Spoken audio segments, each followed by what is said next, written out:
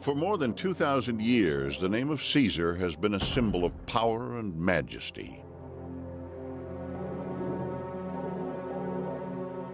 Kings and emperors, envious of his conquests and achievements, have cast themselves in his image, calling themselves Caesar, Kaiser, Tsar.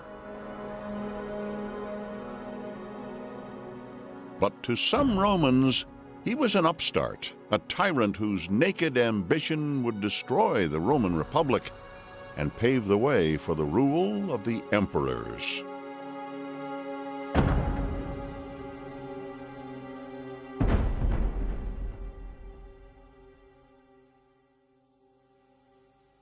To know nothing of what happened before you were born is to remain forever a child. Cicero.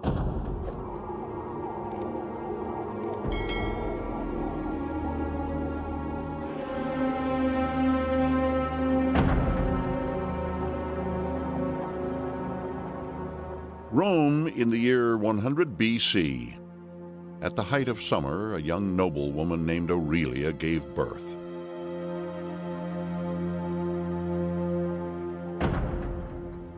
It was her first child, and it was a son. Friends and family brought gifts, and the boy was named Gaius, followed by the clan name Julius and the family name Caesar.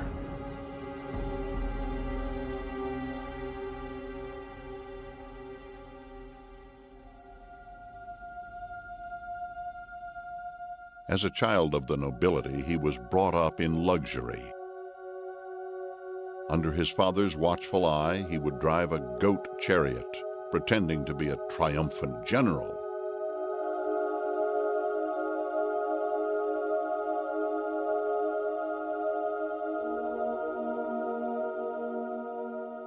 Rome was governed by such aristocratic families. The young Caesar was soon being groomed to follow in his father's footsteps.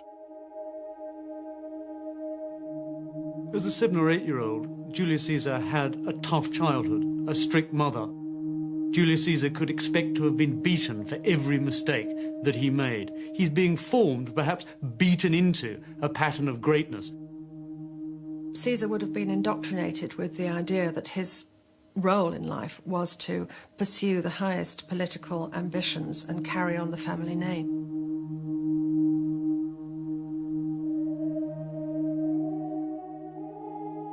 This privileged education instilled in Caesar a sense of pride in Rome's past, its legendary foundation on the banks of the river Tiber in the year 753 BC. The kings who were overthrown to create a republic, how the cities of Italy were absorbed one by one, and how in the 2 centuries before Caesar's birth, Rome's armies had conquered North Africa, Greece, southern Gaul, and Spain.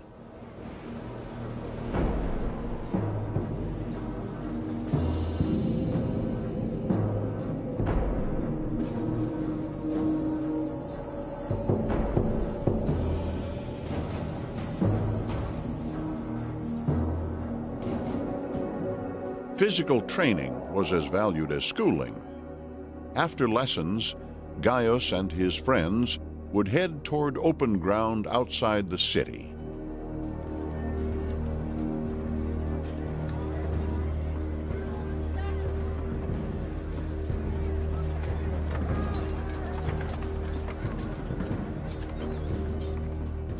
Here, he learned the skills he would one day use in battle.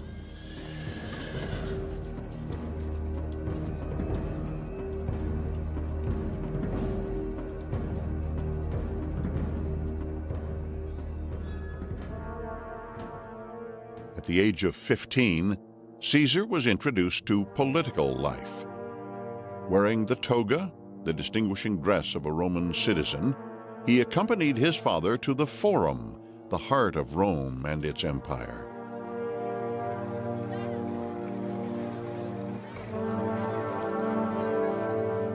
Under the Republic, Rome had conquered the Mediterranean. Wealth was pouring in. But the Republic's very expansion was causing political instability. Rome was an aristocratic system in which aristocrats competed with each other for election to political office, but the voters were the populace. Aristocrats competing with each other, with a volatile electorate, repeatedly in the last century BC called in soldiers to help them resolve political differences. When Caesar was 15, his father died. He became head of the family. Caesar's father died when Julius Caesar was rather young, and that left Caesar on his own. He had to work very hard to push his political career further, and I'm sure that was a great spur to his ambition. At 16, he married to secure a match with the daughter of a high-ranking political family. But before he could exploit his new connections, civil war broke out again in Rome.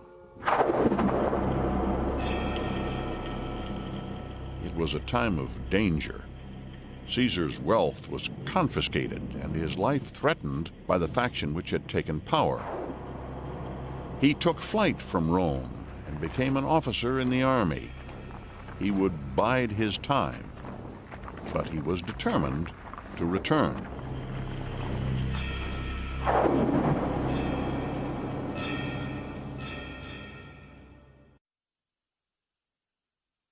I would sooner be the first man in a barbarian village than the second in Rome.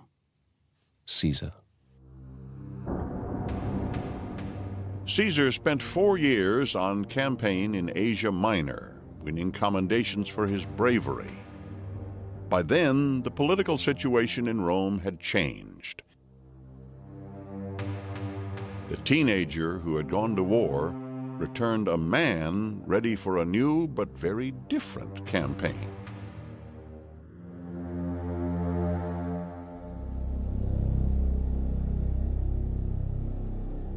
He was particular of his personal appearance, clean-shaven, sensitive of his premature balding, and though subject to epilepsy, his physical endurance was phenomenal. Plutarch. Well built with dark, lively eyes. He not only had his hair carefully trimmed, but also removed his body hair with tweezers. Suetonius. He was a terribly vain person. He could be exceedingly flippant. He's very difficult to assess in this way, but his vanity certainly comes all through his life. Everybody knew he was vain. It's a spoiled child. The art of public speaking was vital for an aspiring young politician, so Caesar sailed east to the island of Rhodes to learn from a famous Greek teacher of oratory. During the sea crossing, he was captured by pirates and held hostage on an island. When the pirates demanded a ransom of 20 talents, Caesar burst out laughing. "Don't you know who I am?" he said, and he volunteered to pay 50.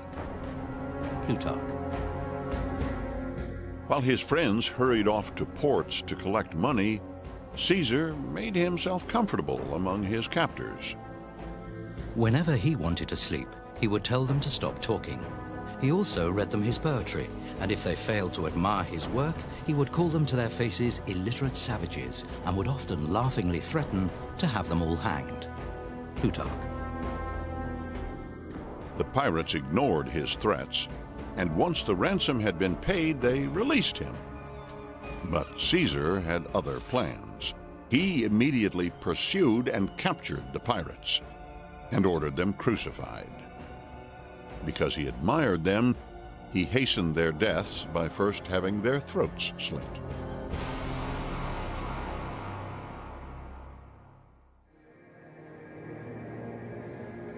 Each year, 2 senators were elected to rule jointly as consuls. Consulship was the Republic's highest office and was open only to those over 42 years old. Caesar knew he faced a long haul. At the age of 30, he secured a foothold on the political ladder, an administrative post in one of Rome's Spanish provinces. While there, Caesar saw a statue of Alexander the Great. It dawned on him that by the time Alexander had reached 31, he had conquered most of the known world, whereas Caesar was dealing with accounts and petitions. He was so overcome with frustration that he broke down and wept. After a year away, he returned to Rome. His post in Spain granted automatic and lifelong entry to the Senate.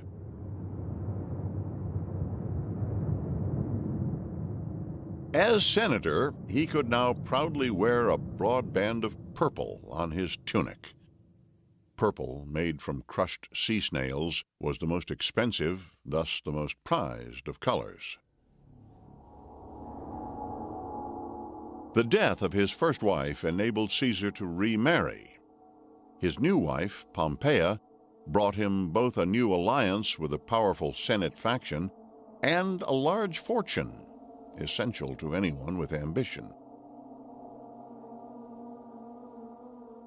But Caesar was still not accepted by the elite, so adopting a bold strategy, he turned instead to the urban poor and campaigned in the slums of Rome. Life for the poor must have been terrible, dirty and short. The streets were crowded. Rome had grown very fast, so that houses were built higgledy-piggledy, and people were crowded in them in small tenements. There was no way of curing sickness. Although some houses were connected to main drains, many houses were not, and people simply threw from the upper windows down into the street below. So you have to imagine streets which were dirty and crowded, filled with pestilence and disease, and the stench must have been overwhelming. Roman aristocrats used to go down the street with roses held to their nose. As an outsider, Julius Caesar did what any shrewd politician would do. He found a different power base. He ignored the aristocracy and went for the urban poor, prepared to do what few other aristocrats would do, walk down the streets, shaking hands with ordinary people. He showed himself perfectly ready to serve and flatter everybody, even ordinary persons. He did not mind temporarily groveling. Cassius Dio. An ideal appointment was secured through these efforts, responsibility for Rome's entertainments. Caesar spent enormous amounts of borrowed money on staging the most extravagant games ever seen.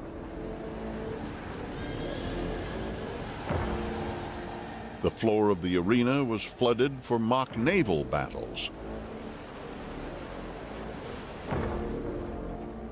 Vast numbers of wild beasts were imported from North Africa.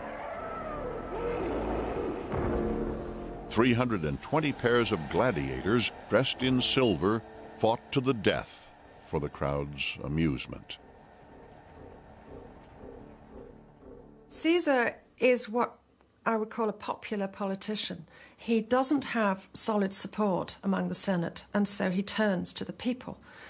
Rome is full of, in a sense, floating voters, voters who are only too ready to take bribes and to follow whichever politician promises them most or puts on the most lavish games.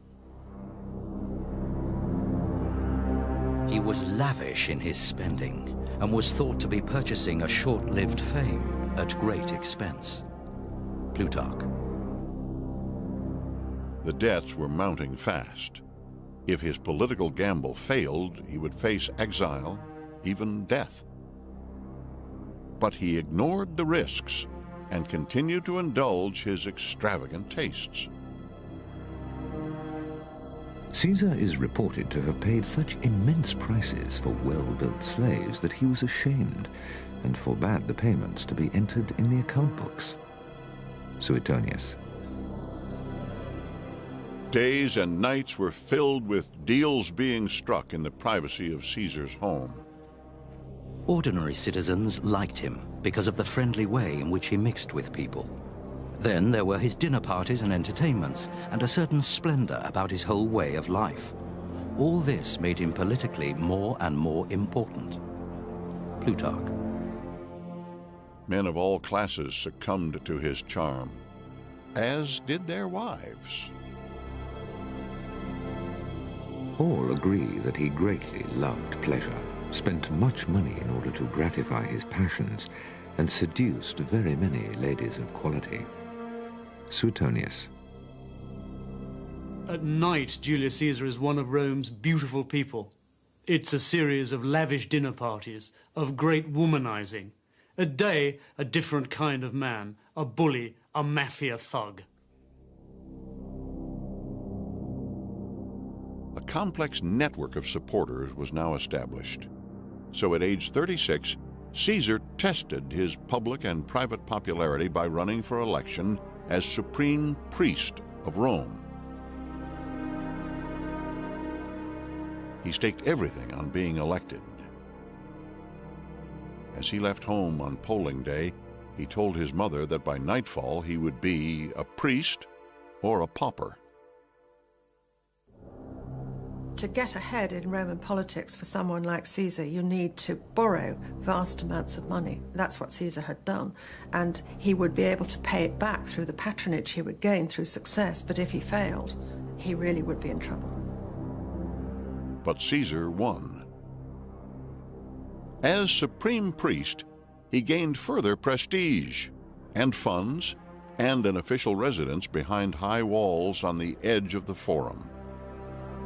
Yet Caesar was still determined to become consul, and he sought a political alliance with the two Romans who could deliver that prize. First was Crassus, an enormously wealthy aristocrat. The second was Pompey, Rome's greatest general who had recently conquered Syria, Palestine, and much of the Near East. The three forged a pact. To cement the deal, Caesar gave his young daughter Julia to Pompey in marriage. Pompey and Crassus are both extremely rich and powerful. Crassus is simply rich, but Pompey has just returned from the East. He's a very central member of the Roman elite, and he is the most important person in Rome probably at this stage. They need Caesar because Caesar's a danger, and they have either got to ally with him or destroy him. In 59 BC, the wealth of Crassus and Pompey's soldiers ensured Caesar's appointment as consul. The new consul was reluctant to share power. He immediately mounted a campaign of intimidation against his co-consul, Bibulus, who was pelted with dung, assaulted, and forced to stay at home. The Senate was horrified when Caesar ignored all precedent and illegally introduced his own laws. Rumors spread that he had even replaced some of the treasury's gold bars with bronze copies. What I think really offended the Roman aristocracy about Julius Caesar's consulship was that he used it purely for his own personal ambition. He wasn't interested in maintaining the fabric of the Republic. Holding the consulship was merely another way of self-advancement.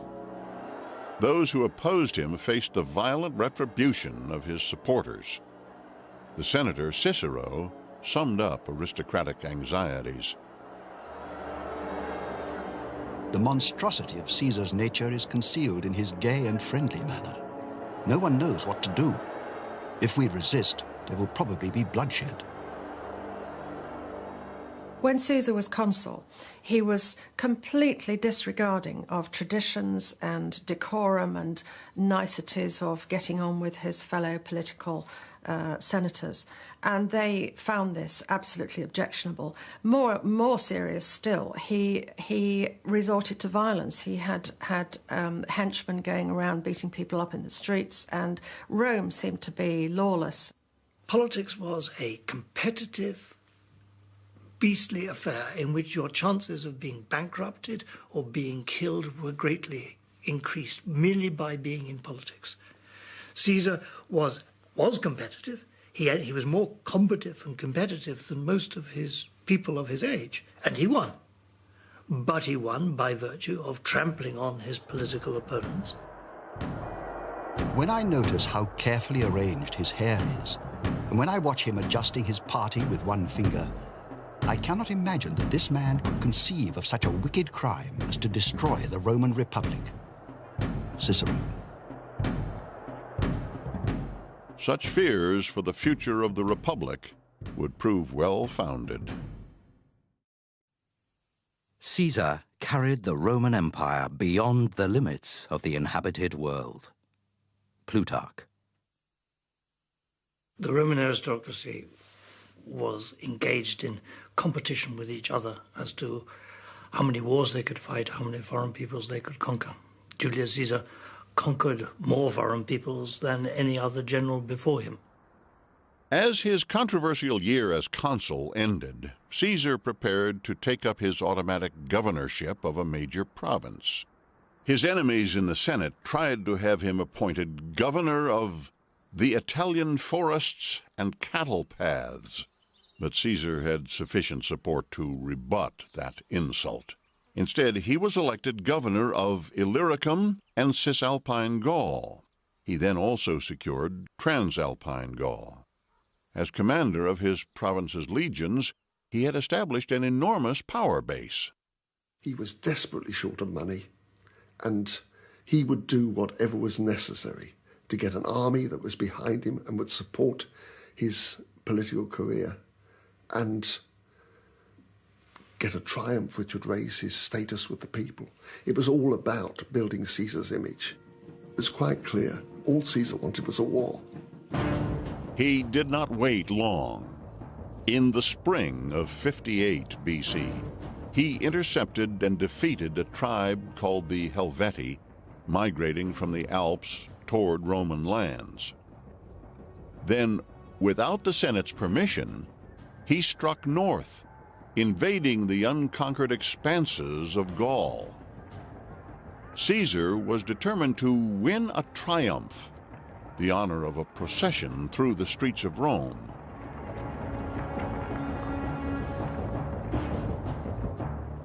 One of the scary things is that they introduce this rule of thumb that you must kill 5,000 people in order to qualify for a triumph. So that's a sort of bottom line. You're playing around under 5,000. And doubtless enormous numbers were killed, but they're killed by a Roman military machine that doesn't even question the morality of conquest. There were 70 triumphs in less than 200 years. Rome was committed towards expansion. The direction of expansion, the extent of its expansion was completely unplanned. It was the successive decisions of successive generals. The Romans were more vicious than any other fighters in the Mediterranean world. When someone rebelled, if a town rebelled, the Romans set out to kill every living human and animal within the rebellious town. They turned millions of captives into slaves and brought them away from their home territory to work in Italy. The empire was a cruel and exploitative system. He judged his men by their fighting record, not by their morals or social position. Sometimes, if a victory had been complete enough, he relieved the troops of all military duties and let them carry on as wildly as they pleased. One of his boasts was, "My soldiers fight just as well when they're stinking of perfume." Suetonius.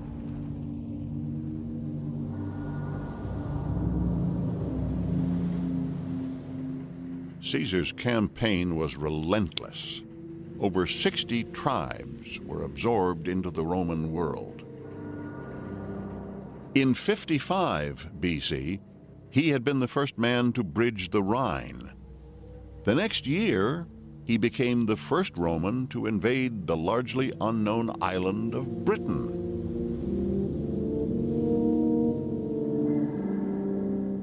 The landing on British soil was almost a disaster due to bad weather and fierce opposition.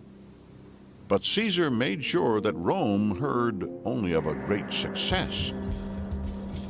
Slowly, Gaul was conquered, and Western Europe became part of the empire. 8 years of traveling along stone and dirt tracks, eating poor food, and sleeping rough. 8 years of maps, tactics, courage, treaties, executions, and sheer brutal, bloody battle. In the Gallic Wars, Caesar shows himself to be an absolutely brilliant commander and an inspired leader of men, always in the front line, always making sure to ride harder and faster, to be there first, to carry heavier loads than anyone else. He's also, of course, a shrewd and cultured diplomat. He paved the way for his return to the politics of Rome by dispatching glowing accounts of his military genius. In these commentaries, Caesar thought only of promoting his own image. Caesar had to do everything at once. Hoist the flag, which was the call to arms, recall the men from their work on the camp, form the battle line, address the men and sound the trumpet. As the situation was critical and no reserves were available, Caesar snatched a shield from a soldier in the rear, made his way into the front line, addressing each centurion by name and shouting encouragement to the rest of the troops. So ended the battle in which the tribe was almost annihilated and their name almost blotted out from the face of the earth. Caesar resolved to make an example of them in order to teach the natives to be more careful in future. Caesar had all their counselors executed and the rest of the population sold as slaves.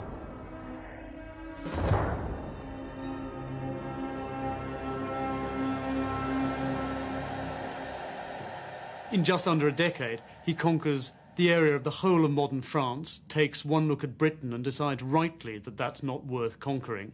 And then, on the back of these conquests, now a very wealthy man, he has the ability, the prestige, and the money to make a success of politics in Rome. The 50-year-old Caesar was much changed from the man who had wept before Alexander's statue 20 years earlier. He had felt the thrill of victory and the sweet sense of absolute power. In Gaul, he was omnipotent. It was a power he was reluctant to relinquish. His next battle would be against Rome itself. The die is cast. Caesar.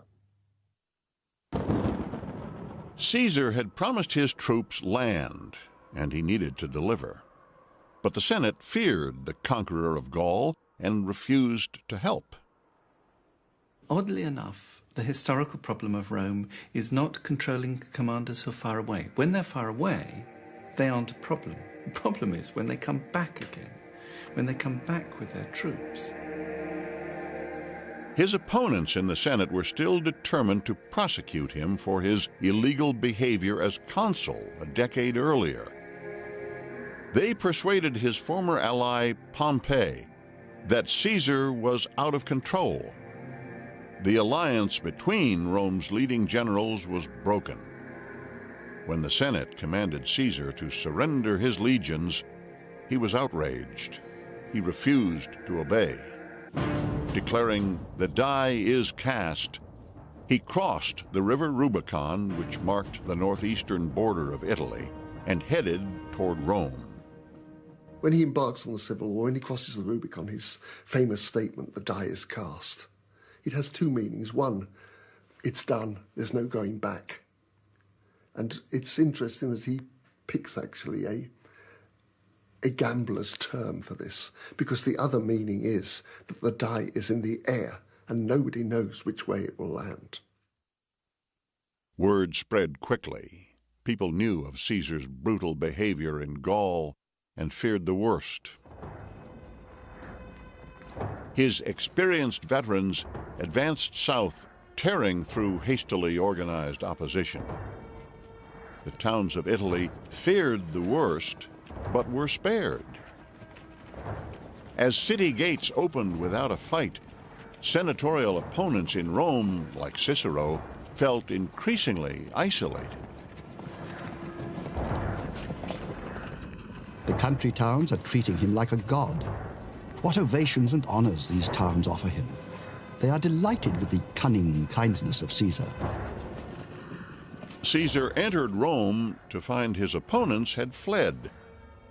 Within weeks, Pompey had gathered loyal legions under his command.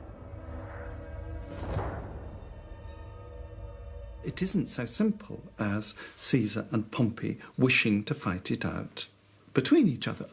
Behind them, you've got other people with their agendas, and that's always part of what's terrifying about the victor of a civil war.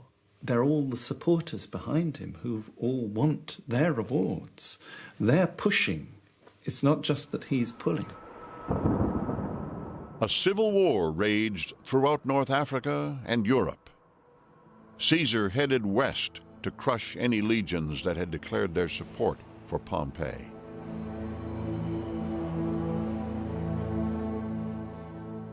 After winning victory in Spain, he marched to Greece to confront Pompey himself on the plain of Pharsalus. Caesar, with 22,000 troops, was outnumbered 2-1. But once battle was joined, he proved the more skillful general.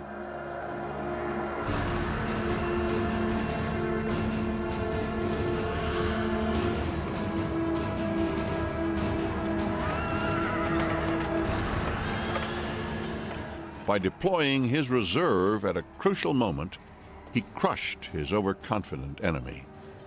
15,000 of Pompey's finest troops were killed, the rest captured. It was a decisive victory. Pompey himself managed to escape the carnage and flee to Egypt. Caesar gave chase all the way to Alexandria. When he landed there, the young Egyptian king presented the victor of Rome's civil war with a gift, the head of Pompey. Caesar was both horrified and relieved.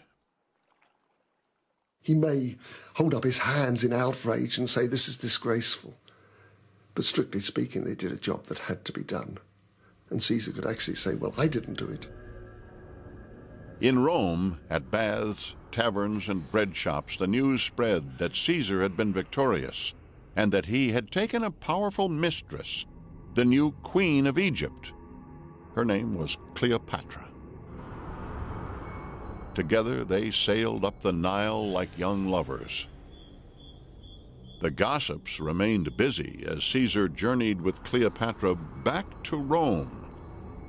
They spoke of how, after a battle with a foreign king near the Black Sea, he boasted, "I came, I saw, I conquered." People of Rome wondered what his intentions were toward them. I am not king, but Caesar. In 46 BC, Caesar, at age 54, felt ready to parade in triumph through Rome. The moment he had dreamt of since his youth had arrived. And then he had the chance to ride in triumph through Rome, dressed in a purple cloak, with his cheeks daubed in vermilion. The cloak was adorned with suns and stars of gold. And underneath the chariot, drawn by 4 white bulls, was strung a huge phallus to celebrate his virility. But behind him there was a slave, who every time the crowd cheered, murmured in his ear, "Remember, you're just a man." Of course he wants the rewards of fame and glory of conquest. But the fame and glory derive from the fact he's done it for the Roman people. That's the language which Roman conquerors always use. I conquered it for the people of Rome, and that is why they cheer me and support me. Out of respect and fear, the Senate made Caesar dictator. Normally a 6-month appointment in times of crisis, He was elected for an unprecedented 10 years. The Civil War had severely disrupted life in Rome and throughout Italy. Government had collapsed. Retired veterans had been called away from their farms. State funds had been spent on armies and weapons. Rome was fortunate that no neighboring state had been strong enough to take advantage of its temporary weakness. Caesar worked feverishly to stabilize the Roman world after years of conflict. Caesar was accustomed to write or dictate and read at the same time, simultaneously dictating to his secretaries as many as 7 letters. Suetonius. He rewarded his veterans with the land he had promised them. Then he initiated a number of grand public works, libraries, canals, a harbor. Also, he commissioned the replacement of the inaccurate lunar calendar with a solar year of 365 days. Caesar's reordering of the calendar, I think, is a very nice example of the sense that the world around us has become confused and we must sort it out. And let's get this calendar right. We don't know which month it is and which day it is, and let's get it so that the year actually is a predictable length and there's no more messing. And Caesar actually does that.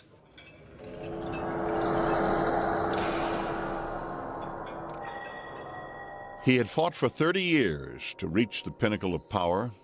Now his life was comfortable. But he had no real solutions to the Republic's problems. His thoughts returned to war. Preparation began for a huge assault on the Parthians, Rome's great rival to the east. Before leaving on campaign, Caesar increased the number of senators, repaying favor to those who had helped him during the Civil War.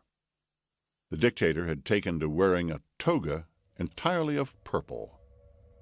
His birthday was declared a public holiday, and Quinctilis, the month of his birth, was renamed Julius, July. A growing number of senators, even friends, became concerned about his ostentatious displays of power. There were very many senators who simply could not accept what Caesar's position now was. He was a dictator and he was behaving more and more like a king. And the Romans had got rid of their kings hundreds of years before. The word king was the most dangerous word that could be uttered in Rome in politics. He was also ignoring his third wife, Calpurnia, in favor of his foreign queen, Cleopatra. She had been housed in a villa with their illegitimate son, Caesarion. A statue of her was being erected in a new temple near the Forum. To many, this was un-Roman and unacceptable. But in February 44 BC, the people elected him dictator for life. His opponents were outraged. Things must have gone to his head in some way, and then he claims or is given supreme power in a way which Roman aristocrats clearly thought was completely unacceptable. Mind you, we have to be careful, because the people who gave him the power must have thought that he deserved it and they could live with it. Rome, it wasn't as though all Rome was against Caesar. Only the leading aristocrats could somehow not bear, then, the thought of there being a single perpetual ruler. And having a dictator, which is what Caesar became, precluded other aristocrats from sharing the honors which they thought were their birthright. The Republic had, in effect, been suspended. Even Caesar's allies began to turn against him. His arrogance had gone too far. 50 or 60 leading senators, including one of his best friends, Brutus, decided that Caesar had to be removed from power. They hatched a plot to murder him. The date of the assassination was agreed. The Senate meeting on the 15th of March. 3 days before Caesar was to leave on campaign for Parthia. Caesar set off to the Senate. He had already dismissed his bodyguard, declaring it better to die once than constantly to fear death. The Senate building was under renovation, so the senators were meeting at Rome's only stone theater, built by Caesar's once great rival, Pompey. On entering the debating chamber, he was surrounded. His assassins drew their daggers and lunged at him, stabbing him 23 times.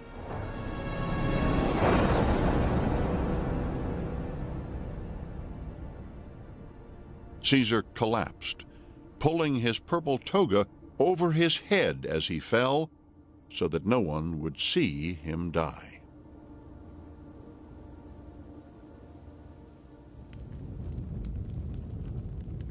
Five days later, at a lavish public funeral, his body was burned.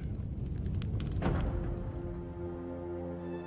suppose Caesar was merely a brutal, successful, calculating, and thoughtful exemplar of all that Rome represented. He was a better general than any of his rivals. Probably no better in some sense than Pompey, but he managed in the end to beat Pompey. He was more thoughtful in the sense that he passed laws which lasted longer than the laws of his predecessors. So I see him as the best of the competing political generals, but merely a political general, not a long-term emperor.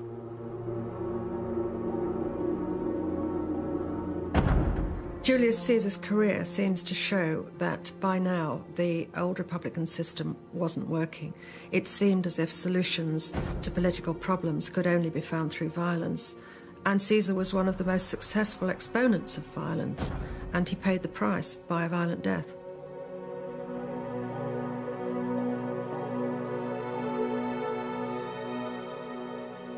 He is the person who represents the hinge point between the old system and the new, who actually sketches what the new system is going to look like, almost without planning it, I would say. It's the situation that dictates what one person in control is going to look like, and he does it for the first time.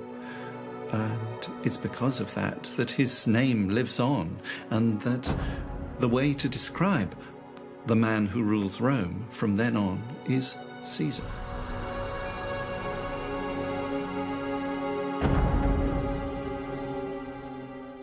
Immediately after his death, the debate began.